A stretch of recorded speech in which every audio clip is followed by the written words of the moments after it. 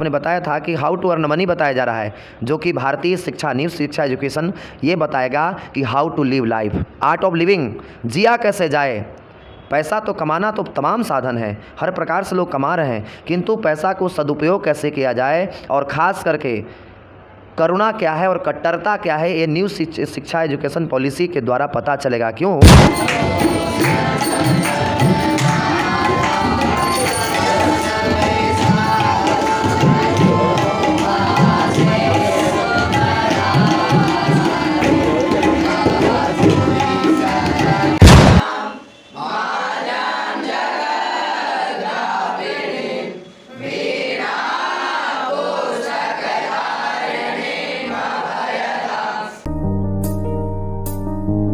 नमस्कार, मैं रोहित, आप देख रहे हैं बिहारी कलम। अभी हम संस्कृत आश्रम मानपुर गया में हैं और यह आश्रम अपनी सभ्यताओं संस्कृतियों से जाना जाता है। आज उसी आश्रम में मौजूद हैं। गुरुकुल की परंपरा पर आधारित आज आपको हम दिखाएंगे कैसे शिक्षा ग्रहण करते हैं छात्र विद्यार्थी।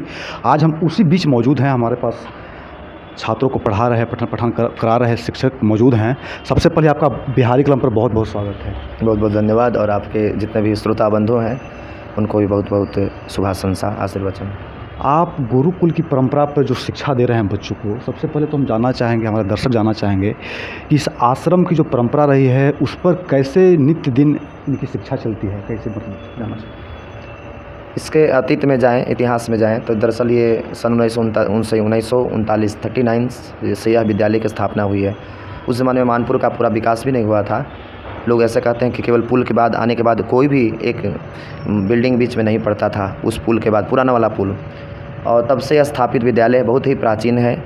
यहाँ पर एक बहुत बड़े आचार्य आए जो दक्षिण भारत से आए थे, आचार्य राजेंद्र सूरी जी महाराज, और उनका यहाँ आगमन हुआ। उन्होंने पहले प्रथम बार जो है वैष्णव धर्म के प्रचार प्रसार के लिए इस जगह को चयन किया और निरंतर शिक्षा के लिए, क्योंकि वो उनका मानना था। और उसी परंपरा से अभी तक के लगभग बड़े बड़े आचार्य आए इस बीच में। राजेंद्र सूरी जी महाराज, उनके शिष्य जो है वासुदेवाचार्य आए। वासुदेवाचार्य के जो शिष्य हुए जो स्वामी धरणीधराचार्य, जो भी कुछ ही वर्ष पहले जो देहावसान हुआ, भगवान धाम गए। और इसके बाद वर्तमान में इसका मुख्य जो वो है वो तरेतपाली स्थान रहा है। इस संस्था की बात करें तो इसकी प्राचीनता का अनुमान आप इसी से लगा सकते हैं कि इस आश्रम से न जाने हजारों छात्र भारत के अलग अलग कोने पर संस्कृत की शिक्षा और अपनी सभ्यता और संस्कृति का प्रचार प्रसार में दिन रात लगे हैं। इस संस्था में एक से एक बड़े बड़े विद्वान महापुरुषों का आगमन हुआ। वो लोग अपने विद्यारूपी परिश्रम के एक एक बिंदु से इस धरती को सिंचन किया और न जाने ऐसे हजारों पंडितों को तैयार किया, जो पंडित वो केवल पूजा पाठ से नहीं अपितु अपने संस्कृति, सभ्यता और भारतीय जो पहचान है, क्योंकि हम सब जानते हैं कि भारतीय पहचान में भारत के विदेश के लोग, जो बाहरी दुनिया के लोग हैं, वो लोग आते हैं भारत के कल्चर को देखने, संस्कृति को देखने और सभ्यता को देखने, यहाँ की आधुनिकता को देखने नहीं, क्योंकि आधुनिकता में 10 कदम हमसे आगे हैं। बिल्कुल। हम लोग बाद में यहाँ फटा जींस पहनते हैं, वो लोग बचपन से पहनते हुए आज वो लोग हमारी संस्कृति को अपना रहे हैं। क्यों? क्योंकि जानते हैं कि भारतीय जो कल्चर, भारतीय जो संस्कृति है वो अपने आप में एक अपूर्व विरासत को संभाली हुई है। भारत की पहचान यहाँ की आधुनिकता नहीं, यहाँ के ऋषि महर्षियों का चिंतन से डिपेंड करता है। यहाँ का दर्शन, यहाँ की भाषा, यहाँ की वेशभूषा, यहाँ का रहने सहने का कल्चर, साथ में यहाँ का जो दिव्य जो शास्त्र है, जो दिव्य ऋषि महर्षियों का जो चिंतन का एक पेटिका बना, चिंतन जो जिसने चिंतन करके दिन रात अपने ग्रंथों के माध्यम से, शास्त्रों के माध्यम से लोगों को किया, वो कभी भी किसी भी धर्म, जाति, पंथ, मजहब से नहीं अपितु केवल मानव मात्र के कल्याण के लिए उनका विचार था। इसी कारण आप कभी भी अब जब देखेंगे, आप जब चर्चा कर दिए हैं, आप हमारे यहाँ के जो प्राचीन ग्रंथ हैं, चाहे वो रामायण हो, महाभारत हो, श्रीमद् भगवद गीता हो, चाहे वह ईशादी 9 उपनिषद हो, चाहे वह अष्टादश पुराण हो, इन तमाम ग्रंथों का मूल उद्देश्य यही रहा है कि कैसे मानव का कल्याण हो, कैसे, क्योंकि आज की जो आधुनिक शिक्षा या आप कहें कि जो पाश्चात्य जो शिक्षा पद्धति है वो बता तो देती है कि हाउ टू अर्न मनी, पैसा कैसे कमाएं, ये तो दुनिया की हर एक विद्यालय जो है कर रही है, लेकिन हाउ टू लिव लाइफ ये भारत ही सिखाती है। आज की परिस्थिति में जो गुरुकुल की जो परंपरा रही है हमारे यहाँ, आज बहुत कम, जैसे कि आज आपके आश्रम में मानपुर में जैसा देखा जा रहा है कि लोग कैसे पढ़ते हैं, कैसे इस आश्रम को अपने परिश्रम से खाना बनाना, पूजा पाठ कर लेना, पढ़ना, नित्य वंदना करना भगवान का और पढ़ाई करना, मतलब इनका जो एक रूटीन है, समय है, निर्धारित है, उस सभी करते हुए अपना पढ़ाई भी करते हैं। तो गुरुकुल की जो परंपरा पर जो आज नहीं लग रहा है कि ये विलुप्त होते जा रहा है, बहुत कम आश्रमों में ऐसा देखने को मिल रहा है? नहीं, ऐसा नहीं कहेंगे कि लुप्त होते जा रहा है, क्योंकि संस्कृत जो है संस्कृत में बात नहीं कर रहा। अच्छा, परंपरा, मैं उसी पर आ रहा हूँ। दरअसल ये परंपरा का मूल जब रीढ़ देखेंगे ना तो संस्कृति है। और एक ज़माने में जो है बड़े आचार्यों ने कहा था कि संस्कृति ही संस्कृते निहिता। हमारी भारतीय संस्कृति जो है वो संस्कृत भाषा में निहित है, क्योंकि संस्कृत भाषा केवल जो है पंडितों की भाषा नहीं है, केवल पूजा पाठ और गौड़ी गणेश पूजन का भाषा नहीं है, एक ग्लोबल भाषा है, वैश्विक भाषा है। दुनिया का हर एक ज्ञान, आप भगवत गीता कभी समय मिले तो पलट के देखिएगा, वहाँ ज्योतिर्विज्ञान है, आयुर्विज्ञान है, आपका क्या नहीं है, एग्रीकल्चर है, साइंस एंड टेक्नोलॉजी है, वहाँ पर जो है आयुर्वेद भी है। हर प्रकार के ज्ञान जो है संस्कृत के धर्मशास्त्रों में पाया गया है। हाँ, अब रही बात कालांतर में आते आते जो है बिल्कुल ये मान सकते हैं कि संस्कृति, जो भारतीय संस्कृति का जो मूल गुरुकुल परंपरा था, वो कहीं ना कहीं कुछ आक्रांताओं की वजह से, कुछ अपने देश के ही कुछ ज़्यादा ही पढ़े लिखे जो अपने आप को ओवर स्मार्ट समझते हैं, उन लोग का एक वो रहा, क्योंकि वो लोग चाहते थे कि पाश्चात्य पद्धति को हावी करें। और इसी कारण है कि भारतीय संस्कृति में गुरुकुल में बहुत विकृतियाँ आई हैं। फिर भी मैं ये कहूँगा कि पुनः जिस प्रकार से 21वीं सदी का भारत, 21वीं सदी का युवा जानता है कि कट्टरता क्या है और करुणा क्या है, वो कट्टरता को भी समझता है, और सनातन का जो मेन विज़न, जो मेन जो उद्देश्य रहता है करुणा। हमारे सारे ग्रंथ को देखिए, ऋषि महर्षियों का देखिए, करुणा पर ही आप जहाँ बैठे हैं, गया की मोक्ष भूमि है, यही वही करुणा है जहाँ पर भगवान बुद्ध को करुणा से जगाया गया था। भगवान करुणा के कारण अंगुलीमाल को शरणागत होने पड़ा था। वही अंगुलीमाल जो आक्रांताओं से डरता नहीं था, एक एक व्यक्ति का अंगुली पिरो करके गले में टांग लेता था, वो करुणा के आगे झुक गया था। तो वह करुणा सनातन परंपरा में ही है। और वह गुरुकुल परंपरा की बात अगर करते हैं तो गुरु परंपरा में विकृतियाँ तो जरूर आई है, ये स्वीकार करना पड़ेगा, लेकिन बहुत सुधार भी हुआ है और आगे सुधार हो भी रहा है। जब इतने सारे युवाओं को आप देखेंगे, आप मेरे से क्या, अनेक छात्रों से भी इंटरव्यू आप लीजिएगा, युवाओं के अब जो शिक्षा का पद्धति है वो बहुत बदला है। खास करके इसमें बहुत बड़ा सहयोग वर्तमान सरकार की है, इसमें कोई दुराव नहीं है। न्यू शिक्षा एजुकेशन जो पॉलिसी जो NEP लाया है, इसमें जिस प्रकार से भारतीय शिक्षा को और ख़ास करके पारंपरिक शिक्षा को, ट्रेडिशनल एजुकेशन को जो स्थान दिया गया है, ये अपने आप में काबिल तारीफ़ है। वह ट्रेडिशनल शिक्षा क्या है? भारतीय संस्कृति परक और संस्कृत परक जो शिक्षा का बात न्यू एजुकेशन पॉलिसी में किया गया है, इससे बहुत उत्थान होने वाला है। नई शिक्षा नीति विद्यार्थियों के हित में है। बिल्कुल बिल्कुल, नई शिक्षा नीति वही लोग विरोध करेंगे जो नई शिक्षा नीति के मूल उद्देश्य को जो नहीं पढ़ेंगे, मूल उद्देश्य के साथ साथ उसके शिक्षा के जो मेन पैराग्राफ को पढ़ेंगे। मुझे याद है, जो कि मैं खुद भी एक रिसर्च स्कॉलर हूँ, संस्कृत का दिन रात स्वाध्याय में लगा रहता हूँ और संस्कृत के विषय में कोशिश करता हूँ पढ़ने लिखने का।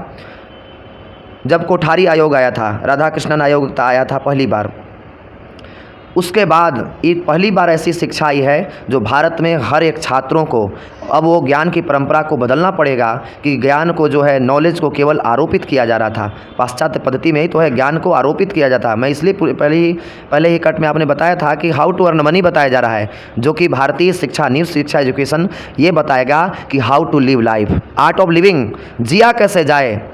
पैसा तो कमाना तो तमाम साधन है, हर प्रकार से लोग कमा रहे हैं, किंतु पैसा को सदुपयोग कैसे किया जाए और ख़ास करके करुणा क्या है और कट्टरता क्या है, ये न्यू शिक्षा एजुकेशन पॉलिसी के द्वारा पता चलेगा। क्यों? क्योंकि देखिए, बड़े बड़े जब व्यक्ति जो आए दिन पेपर में आप तो देखते होंगे, हम लोग तो जब कभी मिलता है अवसर तो पढ़ते हैं कि जहाँ पर कोई आतंकवादी जो है विस्फोट कर दिया, कहीं पर जो है बड़े बड़े लोगों को, हज़ारों लोगों की भीड़ में जाकर अपने आप को आत्महत्या कर लिया और हज़ारों लोगों को मार दिया अपने चक्कर में। क्या उसका एजुकेशन पता कीजिएगा, वो कभी बीटेक वाला निकलता है, बड़े बड़े टॉप इंजीनियर, टॉप संस्थान से इंजीनियरिंग किया हुआ व्यक्ति लिखता है, एमटेक बीटेक जैसे टेक्नोलॉजी के एकदम डिटेल ज्ञान को लिए हुए व्यक्ति रहता है। तो क्या ज्ञान की कमी है? क्या कमी है? विवेक की। वो कोई मूर्ख नहीं है व्यक्ति, लेकिन विवेक नहीं है। यह न्यू शिक्षा एजुकेशन पॉलिसी के तहत छात्रों के अंदर में विवेक पैदा करेगा कि हमको जीना कैसे है। केवल गुरुकुल की परंपरा से थोड़ा हटे, आज की अगर परंपरा में आए हैं तो एक विद्यार्थी के जीवन में नैतिक ज्ञान कितना जरूरी है, जो आज के समय में हटते जा रहा है। बहुत बहुत बहुत बढ़िया प्रश्न किया, इसके लिए धन्यवाद। ये आप जेन्युइन प्रश्न किए हैं और ये हर एक छात्रों को भी, साथ में जो लोग भी आपके इस माध्यम से सुन रहे हैं, उनको एक बार ज़रूर चिंतन करना चाहिए कि हम छात्रों में दरअसल शिक्षा के नाम पर डाल क्या रहे हैं।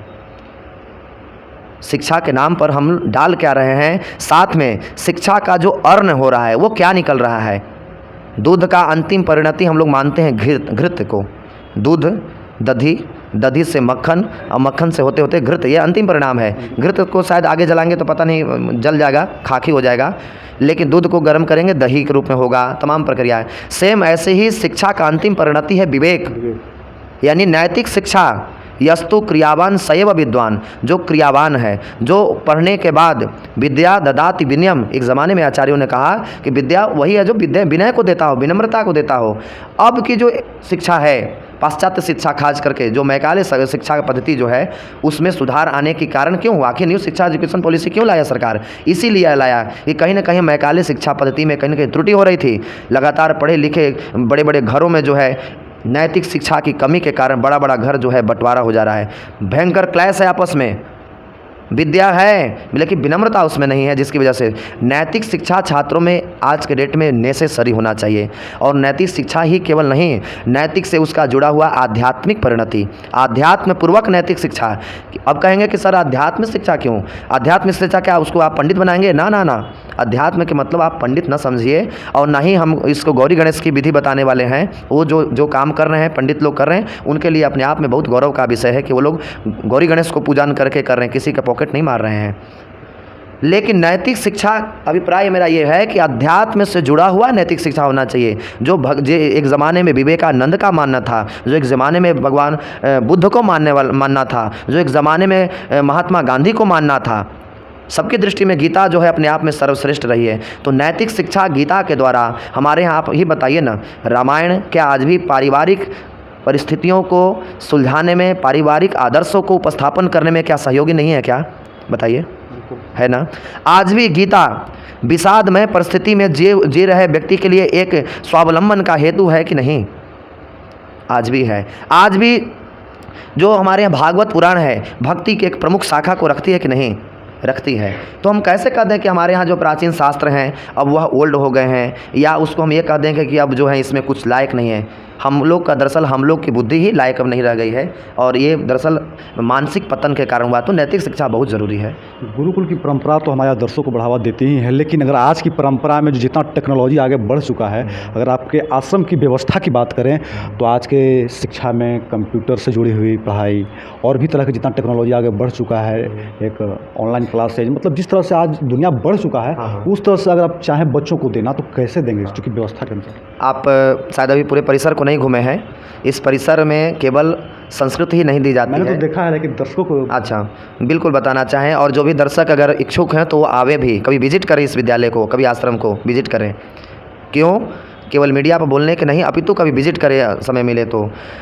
संस्कृत के साथ साथ यहाँ आधुनिक शिक्षा भी दी जाती है। आधुनिक ही नहीं, पारंपरिक के साथ साथ आज का जो ट्रेडिशन में जो विद्याएं चलती हैं, चाहे वो कंप्यूटर से जुड़ा हुआ, यहाँ बच्चे दाएं हाथ से, जब एक हाथ से अगर वेद का मंत्र बोलते हैं, दूसरे हाथ से धारा प्रवाह जो है कंप्यूटर भी टाइपिंग करते हैं। इसके लिए बाहर नहीं जाना पड़ता है, आज भी सड़क के बाहर नहीं जाना पड़ता है। हो सकता है आपके घर में अंग्रेजी लोग पढ़ता होगा, लेकिन धारा प्रवाह टाइप नहीं करेगा। लेकिन यहाँ छात्र हैं जो एक हाथ से अगर वेद के स्वरी ध्वनि अगर उच्चारण करते हैं, दूसरे हाथ से धारा प्रवाह टाइपिंग भी करते हैं। एक हाथ से अगर वह सामवेद बोलते हैं, दूसरे हाथ से वो हारमोनियम पर भी और तबला पर भी अपने हाथ को थिरकाते हैं। यानी कला, विज्ञान और जो आज की जो विज्ञान है, टेक्नोलॉजी है, उसका भी सहायता के साथ साथ और प्राचीन विद्या के साथ साथ तीनों चीज़ों को एक सामंजस्य लेकर पढ़ाई यहाँ निरंतर छात्रों के बीच की जा रही है। अगर इस आश्रम की बात करें तो विद्यार्थी को लेकर संगीत की अगर बात हो, संगीत की शिक्षा की या नित्य वंदना हो, किस तरह से इनका रूटीन चलता है? मतलब थोड़ा सा यहाँ के आश्रम के अनुसार हम जानना चाहेंगे विद्यार्थी। जी, दरअसल यहाँ छात्र तो लगभग जो है ग्रामीण परिवेश से ही आते हैं, और ग्रामीण परिवेश से खास करके विद्यालय जो है यहाँ किसी प्रकार की कोई किसी छात्र से निःशुल्क नहीं लेती है, प्रत्यक्ष या अप्रत्यक्ष रूप में। छात्र यहाँ गार्जियन जो हैं, अभिभावक जो है वहाँ पर आकर के रख देते हैं।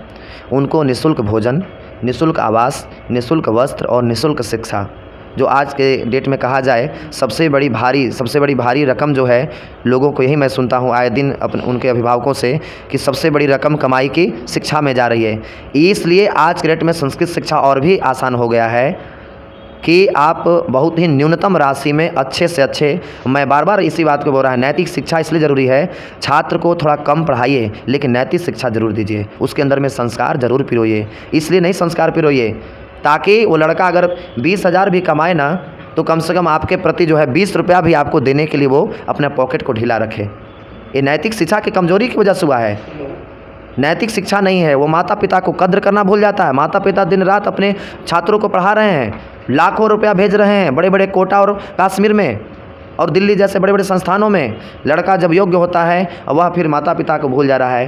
कारण क्या? तो उसे लगता है कि अब तो पिताजी ओल्ड हो गए, अब ओल्ड के पास हम काहे बैठेंगे। ये जो भावना है वो कहीं ना कहीं उसको खाया जा रहा है। इसलिए नैतिक शिक्षा बहुत ज़रूरी है।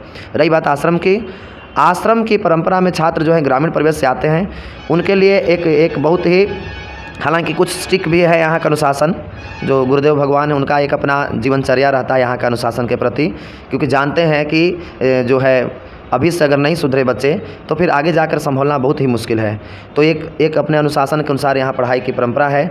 बच्चे 6 बजे 5:30-6 बजे मॉर्निंग में जगते हैं, 5 बजे लगभग गर्मी में जग जाते हैं।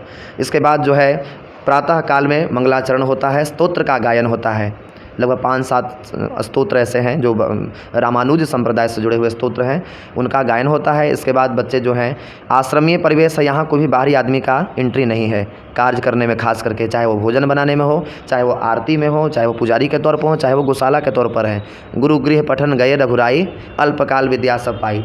तो भगवान राम भी जो गुरुकुल में गए थे तो अपने ही कार्य करते थे। भगवान कृष्ण जो गए हैं वो भी कार्ष्णी के गुरु कार्ष्णी भगवान के यहाँ गए थे, सांदीपनी मुनि के आश्रम में गए थे, तो वहाँ भी स्वयं ही लकड़ी ढो करके, ऐसा चर्चा आया है भागवत जी में भी।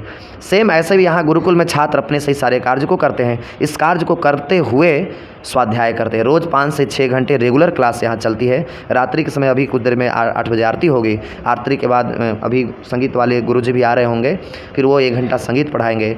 फिर रात्रि में प्रसाद होगा, प्रसाद के बाद कुछ बच्चे पढ़ेंगे। इसके बाद 11-12 बजे तक शयन हो जाएगा। फिर मॉर्निंग में 5 बजे से दिनचर्या इन लोगों की शुरू हो जाती है। बिल्कुल, जैसा कि आप देख रहे थे गुरुकुल की परंपरा पर हम इसलिए बात कर रहे थे कि सरकार की जो आज व्यवस्था है बिहार में, जो शिक्षा व्यवस्था जो आप देख रहे होंगे, सरकार के पास इतना व्यवस्था रहने के बावजूद भी कोई नैतिकता नहीं दिखती है। सरकारी स्कूलों में आप जाएंगे तो पठन पाठन की क्या चल रहा है कार्य, वो आप देख सकते हैं। और आज उदाहरण है गया का मानपुर आश्रम, जो गुरुकुल की परंपरा पर आधारित और आधुनिकीकरण की भी बात करता है, शिक्षा भी देता है, टेक्नोलॉजी में भी हर तरह से आगे है। तो आप देख सकते हैं गरीब परिवार से यहाँ आकर के कैसे बच्चे पढ़ते हैं, सारा व्यवस्था मिलता है। तो सरकार को इस बात को समझना चाहिए कि हमारे यहाँ के जो व्यापक स्तर पर जो सरकारी स्कूल की जो वर्तमान स्थिति है उस पर ध्यान देने का जरूरत है। आप देखते रहिए बिहारी कलम। बहुत बहुत धन्यवाद। फेसबुक पर देख रहे हैं तो फॉलो करें, यूट्यूब पर सब्सक्राइब करें। बहुत बहुत धन्यवाद। बहुत बहुत धन्यवाद आप जुड़े इसके लिए। धन्यवाद। आप आए और मैं चाहूँगा आपके जितने भी दर्शक हैं वो कभी भी आश्रम गया मध्य शहर में है, कहीं गांव में नहीं है कि सफ़र के जाना पड़ेगा, एक टाइम बना के जाना पड़ेगा। जितने भी दर्शक हैं ज़रूर आवें और एक बार गुरुकुल का विजिट करें और देखें कि छात्रों को कैसे, अपने बच्चों को कैसे बतावें। क्योंकि नैतिक शिक्षा की चर्चा आप जैसे किए तो हमें लगता है कि आपके माध्यम से जितने भी श्रोता बंधु हैं वो जाने नैतिक शिक्षा बहुत ज़रूरी है। बच्चों 2 अक्षर कम भी पढ़ें चल जाएगा, किंतु उनके अंदर में संस्कारवान शिक्षा होना ज़रूरी है। और इस संस्कारवान शिक्षा गुरु गोविंद और गुरुकुल में ही प्राप्त होगा। इसके लिए कोई बड़ा कोचिंग नहीं बना है। कोचिंग बना है तो आप देखिए ना, आए दिन कोटा में बच्चे फांसी लटका दे रहे हैं, आत्महत्या कर ले रहे हैं। क्यों? क्या उनको पैसा की कमी हो गई क्या? नहीं, वो कहीं ना कहीं नैतिक शिक्षा की कमी है। वो छोटी सी असफलताएं को झेल नहीं पा रहे हैं। कभी आपने सुना है क्या कि कोई पंडित फांसी लगाया हो? अगर एक पंडित, अगर कोई बहुत ज़्यादा पढ़ा भी ना हो, नहीं अगर सामान्य भी पढ़ेगा तो कहीं भी जाएगा उसको विद्वान के तौर पर, ब्राह्मण के तौर पर पूरे गांव पूजता है। तो हमें लगता है कि संस्कृत शिक्षा जो है आज की परिवेश के लिए भी, आज के लिए बहुत रिलेवेंस है, प्रासंगिक है। चाहे वह आज की विद्या के साथ आपका जहन में एक बात उठ रहा होगा कि बताइए इतनी चीज़ हो रही है तो क्या आज के ये संस्कृत शिक्षा से प्राप्त क्या होगा? क्योंकि सबसे बड़ा छात्र जो भी युवा होते हैं वो पूछते हैं ही, ये पढ़ के हमको क्या मिलेगा? बिल्कुल बिल्कुल। ठेठ बिहारी होगा, पूछेगा कि ये पढ़ के हमरा का मिलता ही। उनको सोचना पड़ेगा एक बार। आप कभी संस्कृत के एक टेबल आता है, उसको देखिए गूगल पर जा, गूगल में तो सब है, गूगल आज के डेट में गुरु बन गया है। गूगल पर जाके देखिए संस्कृत में क्या क्या हो रही है। मेरे ख्याल से संस्कृत में ऐसे 55 सेक्टर हैं जो डायरेक्टली रूप से आपको नियुक्त करता है आज के शिक्षा के लिए। मैं खुद एक संस्कृत का प्रवक्ता हूँ, लेक्चरर है, यूपी में हूँ। हमको खुद यूपी गवर्नमेंट जो है, योगी सरकार सेवा में लेती है और हम उनके यहाँ कॉलेज में सेवा करते हैं। मैं यही देखता हूँ कि बहुत कम से कम आयु वाले जो छात्र हैं वो भी जो हैं सेवा में जा रहे हैं। दरअसल हम लोग क्या एक बना दिए, एक ट्रैक ऐसा बन गया है, लड़का बहुत तेज़ तरार है तो मेडिकल में, और तेज़ तरार है तो इंजीनियरिंग साइट में, IIT आदि में सेक्टर में, ये रास्ता पूरा खाली है। तो मेरे ख्याल से छात्रों को मेडिकल इंजीनियरिंग करें, लेकिन साथ साथ जो और भी जो पथ हैं उसकी ओर जाएं। इसी कारण इसमें इतना ज़्यादा भीड़ हो गया है, ये वाला रास्ता पूरा खाली है, इसमें थोड़ी सी मेहनत कर दे रहा है व्यक्ति, सफल हो जाएगा। बिल्कुल। तो मेरे ख्याल से आप ऐसे शिक्षा को पाइए जो अर्थकरी भी हो, साथ में समाज की उपयोगिता भी उसके साथ जुड़ी हो। नैतिक ज्ञान जरूर लें ताकि आप अपने जीवन में खुशहाल रहें और आप अपनी जिम्मेवारी को समझें और शिक्षा का सम्मान सदा करें। आप देखते रहिए बिहारी कलम। बहुत बहुत धन्यवाद।